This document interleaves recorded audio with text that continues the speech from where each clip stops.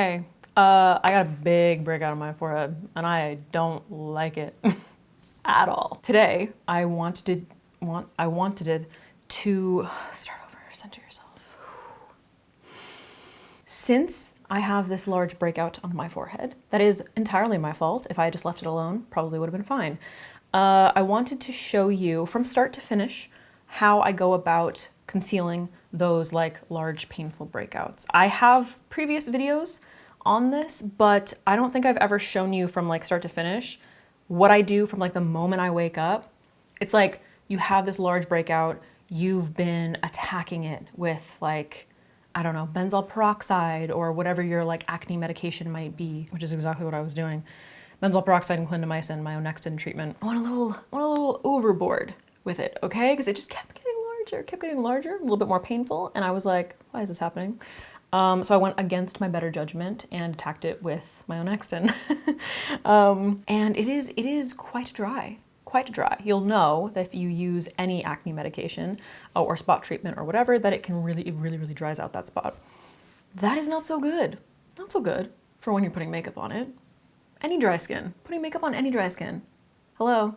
All my dry skin people out there, you know, okay? I'm gonna rewind real quick so that I can show you what I did when I woke up first thing in the morning. Okay, so I just got up, I made some coffee. The first thing I'm gonna do immediately is, because typically in the morning I am just like, I'm gonna go edit probably some shorts and then some emails. So while I do that, I am going to take a little bit of the Skin Fix Barrier Cream and literally just like a glob of it, okay? And I'm gonna pop it right on that. It didn't need to be that big, but like instantly I just have to hydrate it. I'm gonna let this sit for as long as possible, basically. I'm gonna put whatever's left over on my lips because my lips are really dry right now. Okay, email and editing time. Okay, I've had this on for just about 2 hours. I'm gonna wash my face with the Lisa Eldridge treatment cleanser, and then I'm gonna go in with some moisturizer. No, I'm gonna do a sheet mask. I lied, I'm gonna do a sheet mask. I like to rinse off the sheet mask stuff because sometimes it can like interfere with my makeup. So now, before I go in with moisturizer and stuff, I'm gonna go in with a little bit of the Vichy, whatever this is. I think it's the hyaluronic acid serum, but it's just for your eyes. I just happen to have this one, just a teeny bit right on this, so that I'm really like getting that hyaluronic acid deep. I'm gonna take whatever's left over underneath my eyes, just cause. Okay, I'm gonna moisturize my face using the Tatcha water cream. How's this for an angle? I can't find my tripod. Now all those areas of my face that need more hydration, Now all the areas of my face that need more coverage, I'm gonna go in with the Tatcha Dewy Skin Cream. So I typically use this just underneath my eyes, but I'm gonna do the same thing that I did with the Skin Fix this morning. And I'm gonna put a glob of it on that spot because it is so irritated and dry, okay? It is so irritated and dry. Trust me, these are like the little steps that are gonna make a huge difference when you are trying to conceal that. Under my eyes. Now I'm gonna do the exact same thing that I did with the Skin Fix this morning while I prepare to film before I like do my makeup. So if there's anything that you need to do beforehand, like, I don't know, pick out your outfit or brush your teeth or make breakfast or whatever, while the moisturizer is sinking into my skin, but especially while this is hydrating, I'm gonna do that stuff. All right, so I'm going to blend this out. I'm gonna pick up like the excess moisturizer because it is very thick around the edges, but then like right on top of that spot, I'm just gonna pat. And you can actually see, I don't know how well you can tell, if you can see like a big difference. It looks way less red and irritated. There's still a bump there, but it's feeling a lot more hydrated. So I'm gonna make sure that I'm kind of like blending around the edges. I wanna make sure that like that moisturizer is nice and absorbed before I apply any of my other face products.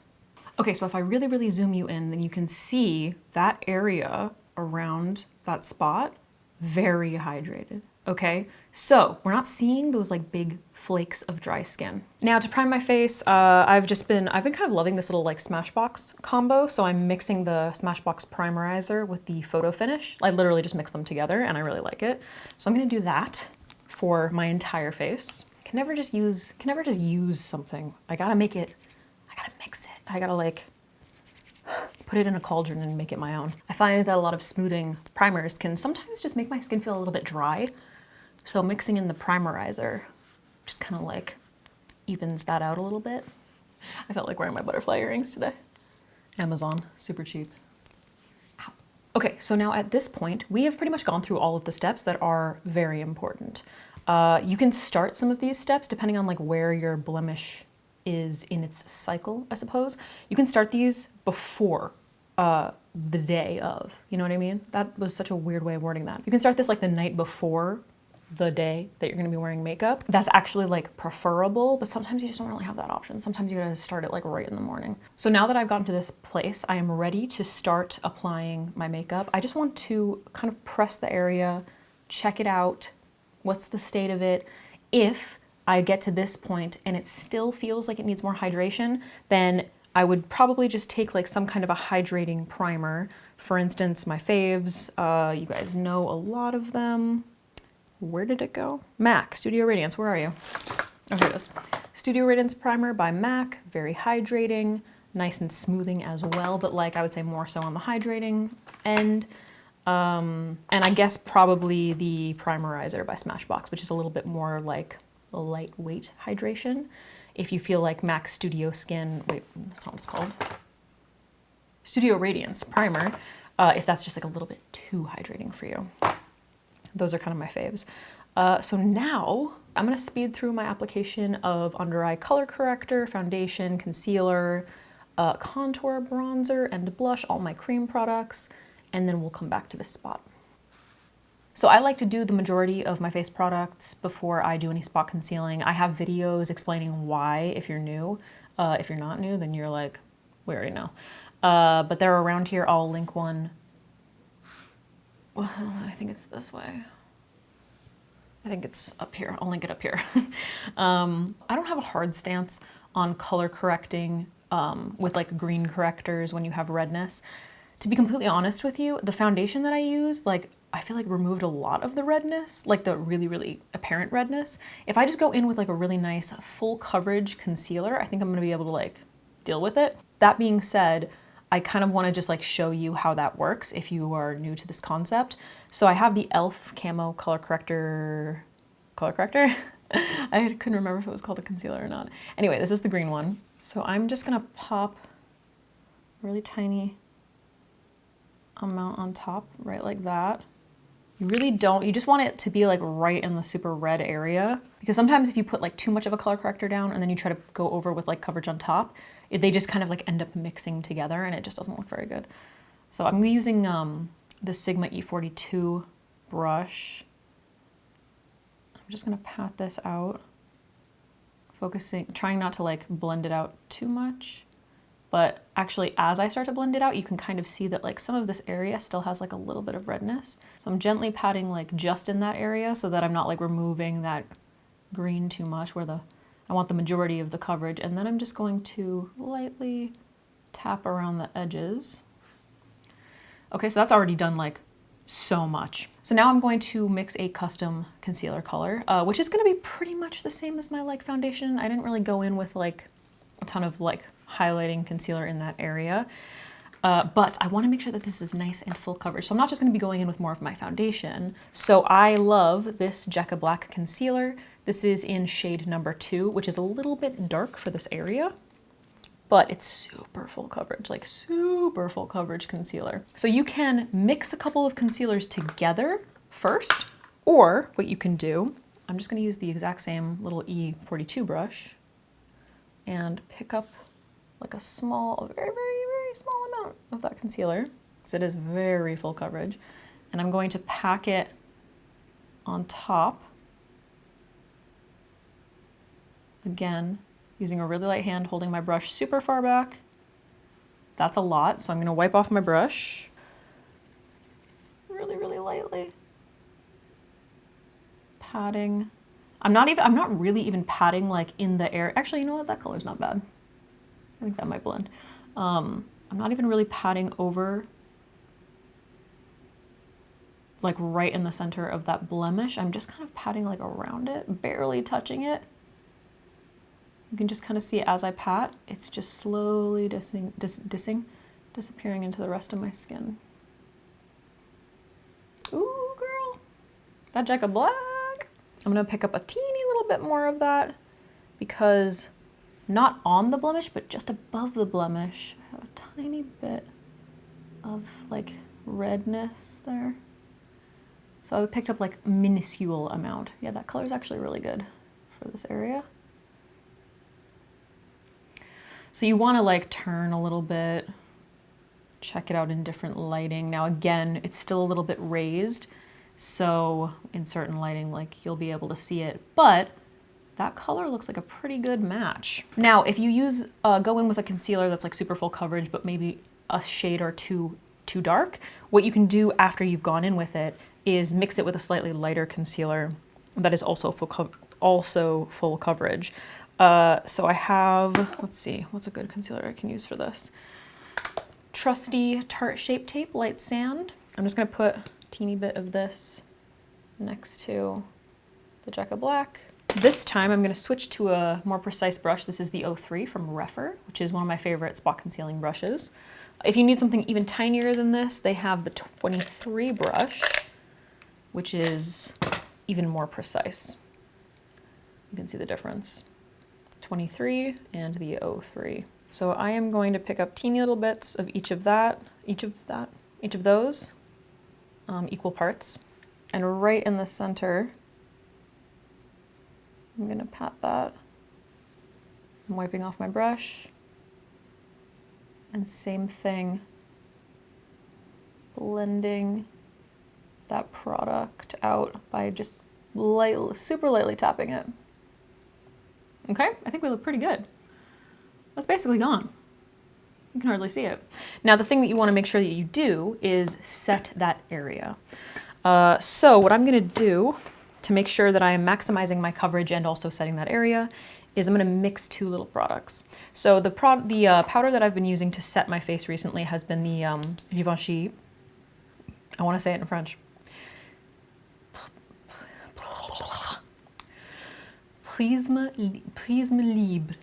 Fuck, I can't do it. It's this one. Anyway, I'm gonna mix that with a little bit of Bare Minerals Well Rested, which is a powder concealer. This is a little like secret weapon product that I own that I use so often, but I like rarely talk about because it's just kind of like one of those random things, you know? But it is so good and I can't live without it. So in the cap of the Bare Minerals powder, I'm gonna pick up some of Well Rested and tap into the cap. And then I'm gonna pick up some of the Givenchy powder and tap it into the cap. My little powder technique. Pick it up, dab it off. Pick it up, dab it off. Pick it up, dab it off. I like to make sure that there's no like additional powder just like coming off. And then I'm going to very light, oh, this is the Sigma E54 brush. I'm just gonna lightly pat on top of that. So this is maximizing coverage. And we're setting it so it doesn't move. So I'm setting this first so that it is not disrupted when I set the rest of my forehead. So obviously we have this like little matte spot right there. But now I'm gonna go in with my Sigma F67 brush and just the Givenchy powder and set the rest of my forehead. Well, just this little shiny area right here. Okay, see? You zoomed out. Now you can hardly even see it. I mean, you can't, can you? Can you see it? You could probably see it if you really think about it because you knew it was there, but if you didn't know it was there, you would have no idea. Okay, this is future Alex. So I am editing this video and I'm so annoyed with myself. In the studio lighting, I couldn't tell that the Bare Minerals Well Rested was a little bit dark for that area. You can obviously see that there's like a darker patch.